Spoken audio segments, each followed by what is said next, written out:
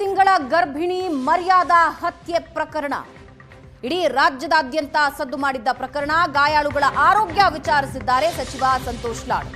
7 ತಿಂಗಳ ಗರ್ಭಿಣಿ ಮಾನ್ಯಾಳನ್ನ ಅಪ್ಪನೇ ಕೊಂದಿದ್ದ.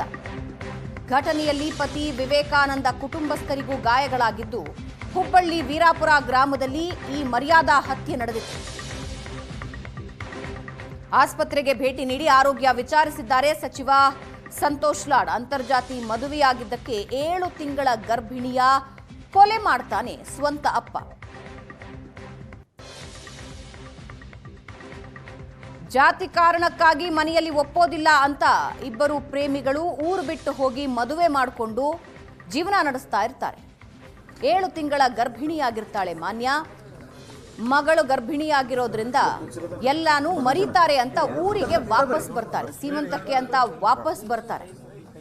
ವಾಪಸ್ ಬಂದಾಗ ಮಾನ್ಯ ತಂದೆ ಮಗಳನ್ನ ಕೊಂದಿದ್ದಾನೆ. ಆರೋಪಿ ಪ್ರಕಾಶ್ ಗೌಡ ಪಾಟೀಲ್ ಫೋಟೋ ನೀವು ನೋಡ್ತಾ ಇದ್ದೀರಾ. ಈತನೇ ಮಾನ್ಯಾಳ ಅಪ್ಪ. ಏನಿದೆ ಈ ಆನರ್ ಕಿಲ್ಲಿಂಗ್ ಅಂತ ನಾವೇನು ಹೇಳ್ತೀವಿ, ಸ್ವಾತಂತ್ರ್ಯ ಸಿಕ್ಕ 80 ವರ್ಷ ಆಗ್ಲಿಕ್ಕೆ ಬಂತು. ಇನ್ನಾದರೂ ಇಂಥ ವ್ಯವಸ್ಥೆಯಲ್ಲಿ ನಾವು ಇದೀವಲ್ಲ ಅಂತಕ್ಕಂಥದ್ದೇ ಒಂದು ಮನಸ್ತಾಪ. ಇಂಥ ಒಂದು ದೃಶ್ಯ ಯಾರು ನೋಡಬಾರ್ದು ಸಮಾಜದಲ್ಲಿ.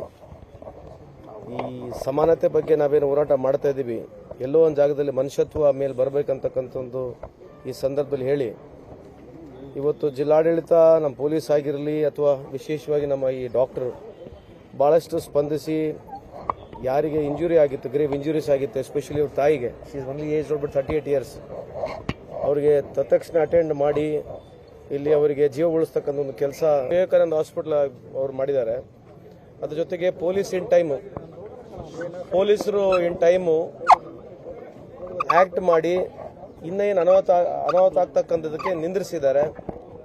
ಹಂಗಾಗಿ ಇವತ್ತು ನಮ್ಮ ಇಲಾಖೆ, ನಮ್ಮ ಪೊಲೀಸ್ ಇಲಾಖೆ ಆಗಿರಲಿ, ಜಿಲ್ಲಾಡಳಿತ ಆಗಿರಲಿ ಅಥವಾ ನಮ್ಮ ಸರ್ಕಾರ ವತಿಯಿಂದ ಏನು ಆಗಬೇಕು ಅದು ನಾನು ನೇರವಾಗಿ ಸಂಪರ್ಕ SP ಅವ್ರ ಜೊತೆಗೆ, DC ಅವ್ರ ಜೊತೆಗಿದ್ದು ಏನು ಮಾಡಬೇಕು ಅದನ್ನ ಮಾಡಿದ್ದೇವೆ.